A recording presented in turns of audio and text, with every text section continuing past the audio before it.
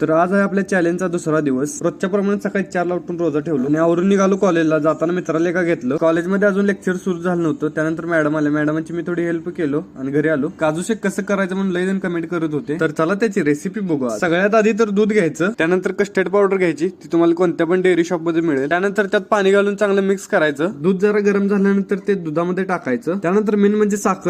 मी अर्ध्या लिटर मध्ये 3 वाटी साखर टाकतोय. त्यानंतर ते चांगलं मिक्स करायचं. त्याला थोडा कलर पण येईल. दुधाला उकळी आल्यानंतर ते गार होण्यासाठी ठेवायचं. दूध गार झाल्यानंतरच त्याला फ्रीज मध्ये ठेवायचं. आणि फॉलो तेवढं करून युट्यूब चॅनल पण सबस्क्राईब करा, लिंक खाली आहे बघा. दूध गार होईपर्यंत आपण काजू बदाम कापून घ्यायचं. आणि लई कमेंट यायला लागलेत हिंदीत व्हिडिओ कर म्हणून. तर हा व्हिडिओ बघा आणि मला सांगा कोणत्या भाषेत व्हिडिओ करू. त्यानंतर आपण फ्रीज मध्ये ठेवलेले दूध बाहेर काढून घ्यायचे. मग आपण बारीक केलेले काजू बदामचे तुकडे त्यामध्ये टाकायचे. त्यात टाकल्यानंतर ते चांगलं मिक्स करून घ्यायचं. मग कसा वाटला आपला काजू शेक, आणि तुम्ही पण नक्की ट्राय करा. त्यात जरा केसर टाकले की लईच बाहेर लागते, पण आता नाही ते आपल्याकडे.